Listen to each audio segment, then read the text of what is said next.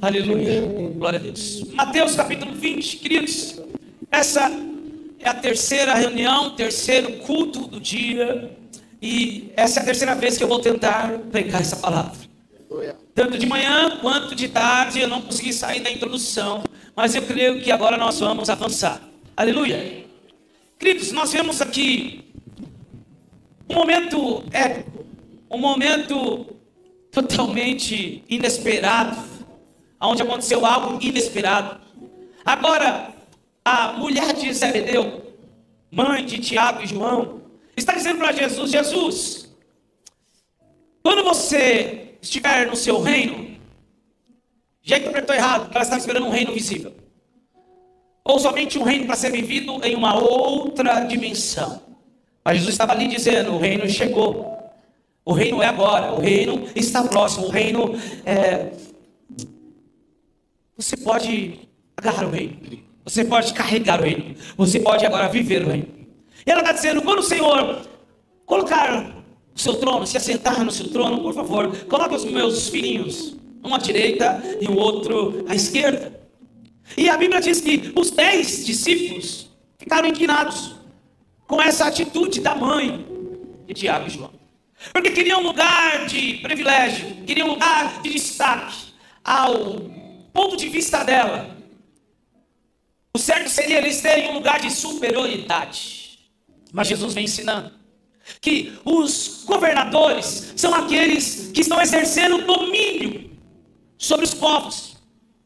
Esses governadores, esses líderes estão exercendo autoridade sobre as pessoas. Num contexto totalmente contraditório ao reino de Deus, à palavra de Deus. Eles estão exercendo um governo dentro do contexto do autoritarismo, onde a ideia de governar não é servir, mas é extrair benefícios, usar o seu lugar de liderança para de alguma forma receber ou extrair das pessoas algo. É trazer uma cultura totalmente contraditória à cultura do reino. Jesus está dizendo: esse é o papel dos governantes que estão nessa terra. Eles estão fazendo isso. Eles estão prometendo picanha e não nem para comprar café. Já para duas pessoas e diga: não perca a sua graça. Aleluia. Eles estão assaltando os idosos. Eles estão roubando os idosos. Eles estão enganando o povo. Eles estão usando o meio midiático, eles estão usando a mídia, eles estão usando todos os meios de comunicação para iludir as pessoas, para implantar um domínio, para implantar um sistema. Que sistema é esse? Um sistema operante chamado Reino das Trevas. E precisamos compreender rapidamente. Eu não vou falar muito sobre isso porque eu já falei sobre isso de manhã e de tarde, mas nós precisamos compreender que somente um sistema pode desconstruir outro sistema. O diabo tem um sistema chamado Reino das Trevas, e Deus tem o seu sistema chamado Reino de Deus. O sistema de Deus não é a religião. Jesus não veio dizendo: arrependei-vos, porque é chegada uma nova religião dos evangélicos, dos católicos, dos budistas, dos espíritas, dos montidistas. Não. Jesus vem pregando: arrependei-vos, porque é chegado o reino de Deus. Mude a mentalidade de vocês. Sai do contexto religioso. Largue essa mente religiosa. Largue essa mente que está levando vocês a viverem debaixo de uma ideia greco-romana, aonde você precisa alcançar um lugar de superioridade. A ideia é: arrependei-vos, porque o reino é chegado. O reino chegou. Eu quero declarar sobre a tua vida que nenhum sistema do reino das trevas ficará e permanecerá diante de você, porque você é um agente do reino, você é um portador do reino, e onde você entrar com a cultura do reino, com a mentalidade do reino, com a linguagem do reino, com as atitudes do reino, todo o sistema das trevas será desconstruído. Se alguém acredita nisso, por favor, reaja ao nível se você acredita. Existem algumas filosofias, algumas ideologias que construíram um sistema na terra que de alguma forma calaram o povo de Deus, ou até mesmo fizeram com que os filhos de Deus até concordassem com essas ideologias, filosofias e tantas outras ias. Nós temos isso desde o princípio. Então temos aí toda essa ideia de Aristóteles, Platão, Sócrates. Temos o helenismo, desde a era de Alexandre o Grande. Temos o dualismo, a dicotomia, que de fato vem tentando calar os filhos de Deus. Se você for falar de Deus, fale nas quatro paredes. Fora das quatro paredes, não. Aí sabe o que é interessante? Que o mundo está falando dentro, fora, na TV, no rádio, na escola. Em todas as áreas, o mundo continua pregando o seu sistema. Mas nos ensinaram que falar de Deus fora da igreja é vergonhoso, inapropriado. Cada um tem a sua religião. Eu quero dizer que Deus não tem religião. Deus tem um reino. Deus tem um reino. E Deus tem uma família real. Filhos que pertencem a essa família e pertencem a esse reino. Eu não discuto religião, porque eu não pertenço a uma religião. Eu pertenço a uma família. A Bíblia não me chama de evangélico. A Bíblia me chama de filho. Eu sou filho. Eu pertenço a um reino. E esse reino se chama Reino de Deus. E quando nós nos calamos, o sistema mundano foi sendo implantado. Isso desde o século XVI, XVII e XVIII. E nós fomos, de fato, aceitando essa separação de ter uma vida secular e uma vida sagrada. A vida sagrada está dentro das quatro paredes. Ei, escute isso, na França, em alguns lugares, eu estive esse ano, estive no ano passado lá. Escute isso, em alguns lugares, os familiares não podem professar a sua fé uns aos outros. Se você tentar, de alguma forma, pregar para o seu familiar e ele te denunciar, você é preso. Entendeu? Mas como está a França hoje? Perdida. Como está a França hoje? Totalmente descaracterizada. Não sabemos qual é a cultura da França. Perderam seus valores, perderam seus princípios, perderam a sua fé. Comprei o crepe na primeira loja de crepe que eu... Porque o crepe veio da França. Eu disse para o cara que me atendeu bem. Eu disse, Deus abençoe ele. Por quê? Porque perderam a fé. Uma geração parou de contar a outra os grandes feitos desse Deus Todo-Poderoso. E quando uma geração deixa de contar a outra, uma geração vai crescendo sem ter conhecimento desse Deus. Essa é a ideia. Fale de Deus só na igreja. Não fale de Deus nas escolas. Fale de Deus só na igreja. Não fale de Deus no trabalho. Fale de Deus só na igreja. Não fale de Deus em casa. Então o inimigo foi ganhando campo, foi ganhando território, foi ganhando espaços. E sabe qual é o problema? Os cristãos estão brigando por coisas fúteis. Os cristãos estão indo para a igreja para buscar prosperidade financeira. Estão indo para a igreja para receber uma bênção material. Sendo que tudo isso já é direito nosso. Qual é o problema? É que a influência da cultura e do domínio do reino das trevas nos fez buscar aquilo que já é nosso. Não, deixa eu explicar melhor. É a serpente falando para Eva, se tu comer, você vai ser igual a Deus. Mas espera aí, Eva e Adão já não eram a imagem e semelhança de Deus?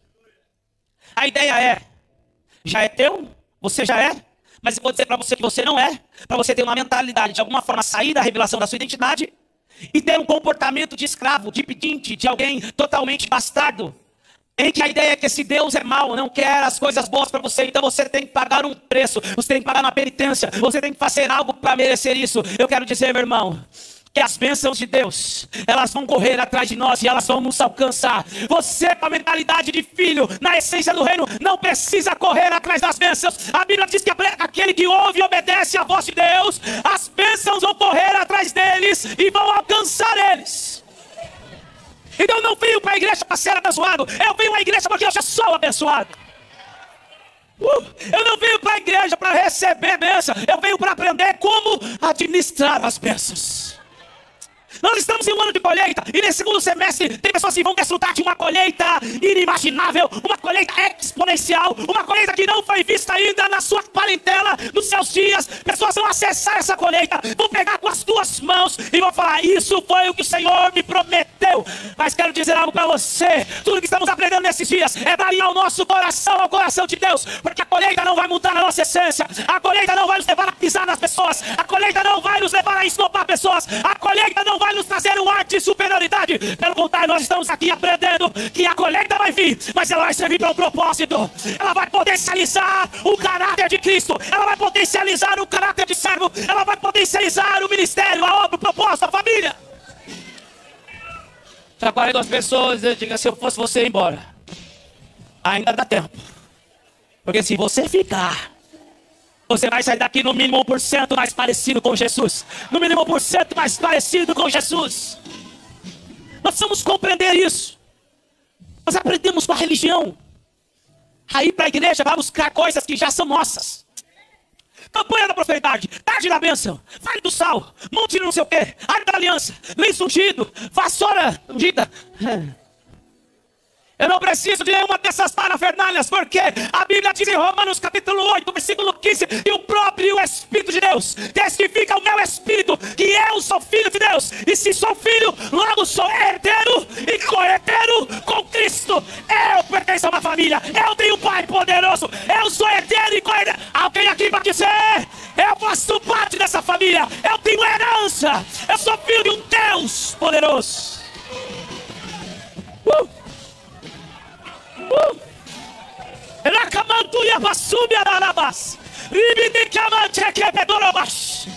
Teve gente que olhou para a pregação do evangelista e disse, ele está muito empolgado. Eu quero dizer que de onde ele veio foi mais. Esses tempos atrás me mandaram um direct defamando uma irmã da casa. Não, porque ela é isso, porque isso é comportamento de crente, porque não deveria fazer isso, não deveria fazer. Aí eu conheço a irmã, eu sei que ela é crente, eu sei que ela está em Deus, eu sei que ela vive. E deve ter tido algum desacordo com esse povo mimizento. Gente mimizento, gente mimizenta, eu tenho uma alergia a gente mimizenta. É perca de tempo. E aí eu falei, vou responder ela na maior graça, mas um profético veio. Eu falei, que ousado também mandar mensagem no direct para querer defamar outra pessoa e uma ovelha do pasto, onde estamos pastoreando as ovelhas de Cristo. Eu disse para ela assim, irmã, a senhora serve a Deus? Ela disse, não. Já recebeu Jesus? Não. Frequenta uma igreja? Não. Tem um pastor? Não. Então como você que não é crente quer ensinar alguém a ser crente? Se converta primeiro, para depois tentar converter alguém. Aí ela escreveu, xiii, o pastor é pior que ela. E da onde eu vim, vem mais. Da onde eu vim, tem mais. Não vem me ensinar a ser luz, porque eu sou luz. Você é luz. Nós sabemos o que nós carregamos, renunciamos e entregamos. Eu não sei, mas o domingo à noite é mais profético. O domingo à noite parece que o fogo aumenta. O domingo à noite parece que tem gente faminta. Escute. Nós precisamos compreender. Sair debaixo dessa mentalidade religiosa. Por quê? Porque só assim nós vamos desconstruir um sistema e um domínio das trevas. Temos a ideologia marxista. Uma ideologia terrível. O evangelho da inveja, o socialismo, o comunismo. É o evangelho da inveja. Tu estuda, tu trabalha, tu expande a sua capacidade, administra, multiplica recurso, abençoa a obra de Deus, diga amém.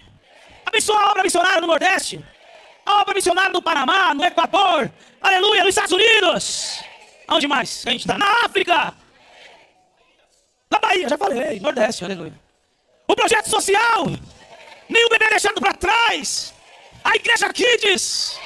Meu Deus, o que mais, que mais? O Teams. Aí Deus está fazendo o quê? Eu estou vendo que ele aumentou a capacidade. As emoções dele não estão sendo abaladas pelo recurso que eu estou liberando sobre ele. Ele está usando o recurso de forma correta. Na lei do desapego é tendo como se não tivesse, tendo não amando o que tem, tendo compartilhando e servindo o reino com o que tem. Então Deus começa a fazer o quê? Entrega mais. Deus quer alguém para ser um meio dele fazer algo na terra. Então tinha uma empresa, abre outra. Tinha o cargo de almoxarifado, vira diretor. De vendedor vira dono. De uma empresa vira 3. E começa a comprar terreno. Aleluia. Começa a investir em patrimônio. Oferta o terreno do lado para a igreja. Deus está vendo, Deus está vendo. E aí, qual que é a ideia do socialismo? Do evangelho da inveja? Eu não tenho. Por que ele tem 3? Simplesmente porque ele trabalhou mais. Porque ele expandiu a sua capacidade. Deus deu um talento para quem tinha capacidade de 1. 2 para quem tinha capacidade de 2. E 5 para quem tinha capacidade de 5. Eu declaro que nesse segundo semestre o seu nível de capacitação vai aumentar de uma forma extraordinária. E você será surpreendido com aquilo que Deus colocará nas suas mãos. Se alguém acredita e pega, diga amém. E reaja ao nível que você recebe essa palavra. Mas o evangelho da inveja é o contrário. Se ele tem 3 terrenos, prepara um monte de desocupado, de vagabundo que não tem o que fazer e vamos invadir as terras. Gente de reino. Gente ocupada não tem tempo para essas coisas. Eu posso falar uma coisa? Na Bíblia, eu já li algumas vezes. Esses 66 livros. Deus nunca escolheu um desocupado. Todo homem, toda mulher que Deus chamou estava ocupado com algo. Mas estava tão ocupado com algo que ele precisou largar o que estava fazendo para ser ocupado com os negócios de Deus. Alguém precisa entender isso. Deus vai te pegar ocupado. Deus vai te encontrar fazendo algo importante. Deus vai te pegar realizando algo que está impactando a sociedade. Mas Ele vai falar, encontrei alguém em que eu posso depositar coisas preciosas. Encontrei alguém que eu posso depositar minha unção. Encontrei alguém que eu posso capacitar de poder. Porque Ele vai viver algo maior ainda. Porque Deus escolhe Davi, porque Davi, por mais que ele havia sido rejeitado pelos seus irmãos, pelo seu pai, pela sua família, foi abandonado, ficou ali, cuidando das ovelhas manchadas, lá no monte. Mas Deus olhou para ele e falou, esse cara é demais. Ele foi rejeitado, ninguém fez caso dele, ele ficou com a pior função da casa, no pior lugar, mas aquilo que ele está fazendo, com o que fizeram com ele. Escute. Nós temos que estar atentos. Nós precisamos dar uma resposta. E a resposta não tem a ver com o que fizeram com a gente. A resposta é o que eu vou fazer com o que fizeram comigo. Meu Deus, alguém precisa entender isso. Os meus e os teus processos são para nos aperfeiçoar. Todo processo de rejeição é para nos aperfeiçoar, para nos equipar, para moldar o nosso caráter, ao ponto de quando Deus te colocar em um lugar de visibilidade, de honra, você não vai se deixar ser levado pelos elogios. Porque você aprendeu a cuidar das ovelhas malhadas quando ninguém estava vendo. Foi ministrado isso aqui. Quando ninguém estava vendo, eu estava aí entregando. Nós precisamos compreender isso. Precisamos sair desse contexto cultural, onde estamos sendo influenciados de forma imperceptível. Nas escolas, em todos os âmbitos dos montes da sociedade, nós estamos vendo na mídia esses governantes, essas autoridades querendo nos influenciar, querendo nos enganar. A filosofia de muitos, as ideologias. Estamos num evento agora com o teólogo, o doutor Augusto Cury e o filósofo Pondelli. O teólogo, pregação de esperança de propósito. Doutor Augusto Cury, meu Deus, esse homem é uma benção. Minha esposa já leu quase todos os livros dele. Eu não tenho essa graça. Eu gosto de ler livro de coisas sobrenaturais. Mas ela leu. E eu ouvi ele falar, cara, você fica horas ouvindo ele falar sobre psiquiatria, sobre a mente humana. E como Deus formou e desenhou essa mente tão poderosa, esse planeta chamado mente. Como, de fato, governarmos nesse planeta chamado mente. Trazendo esperança. É um ex-ateu. É um dos maiores ateus do Brasil. A maior referência de ateísmo científico no Brasil. Foi estudar acerca da vida de Jesus. E o que aconteceu? Se converteu. E aí veio o filósofo. Falando de socialismo, modernismo, pós-modernismo. É o evangelho do desânimo. É o evangelho da desesperança. É o evangelho do caos. Nada presta na terra. O mundo está cada vez pior. Não acredite nas pessoas. A ideia é essa. Não tem mais esperança para nada. As casas de repouso estão aumentando. A maternidade diminuindo. Os pets se multiplicando. As pessoas se tornando insensíveis. A perversão e a imoralidade sexual aumentando. Essa é a ideia desde o princípio. Vocês vão ser deuses de vocês mesmos. É um sistema que não tem limite. É uma busca exacerbada por prazer. Por conhecer novas experiências, para quem está preenchendo o vazio, beba todo tipo de álcool, use todo tipo de droga, experimente todo tipo de adrenalina, de prazer, troque de sexo, se torne um objeto, se torne um elefante. Eu nunca vi tanta gente imbecil em uma geração só. E sabe qual é o problema? Os cristãos estão aceitando essas ideologias. A ideologia do pós-modernismo, em que os filhos não podem mais ser educados pelos pais, em que uma criança de 7 anos já tem que definir, tem capacidade para definir o sexo dela. Mesmo que biologicamente ela seja o sexo que ela nasceu. Nós estamos aceitando isso. Porque nós nos calamos.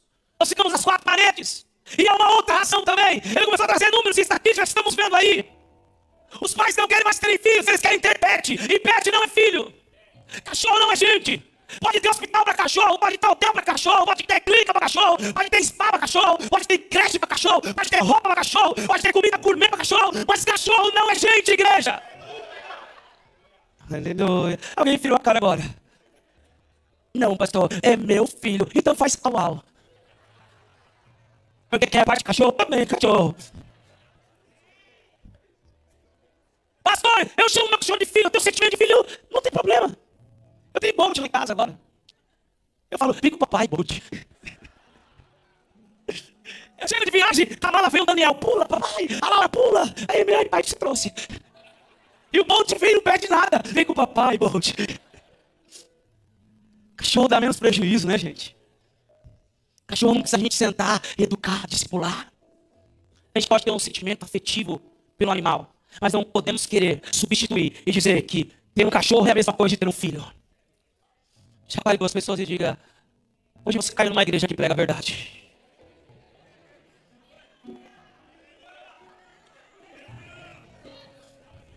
E não tem uns cachorros que é a cara do dono. Você já viu a cachorra do Felipe? A cachorra do evangelista Felipe é aquele pequeno e arretado. Você já esse cachorro tá com demônio. Meu filho foi a primeira vez na casa dele, tomou uma mordida. Ele fica, chacha morde. Pequeno e arretado. Nós não podemos, queridos, aceitar essa ideia. Nós não podemos deixar que os nossos filhos sejam influenciados por esse sistema. Não, ninguém dá por mais filho no mundo. Mas sabe qual é o problema? O problema é que isso está sendo falado nas mídias, isso está sendo ensinado nas escolas, isso na Europa já tomou a Europa. Nós estamos, graças a Deus, ainda num tempo muito bom. Na Europa você não vê mais crianças. A Europa está tomada por imigrantes, eles estão importando imigrantes para poder movimentar a economia. Vai para a seleção da Holanda. Quantos sul-africanos, descendentes de africanos, estão na seleção? Vai na França, dá uma olhada. Analisa as seleções de futebol, do esporte, você vai ver. A minoria são nativos. Porque essa ideologia, ela foi colocada em prática. E agora estão sofrendo com um colapso econômico. Desesperado em deixar imigrantes entrando no país. Escute isso. Isso está sendo falado, por isso que está sendo aceito. Mas como foi falado aqui, estão falando assim: não coloque filho no mundo, no máximo um. Ou não engravide, compre um pet. É o que o mundo está falando.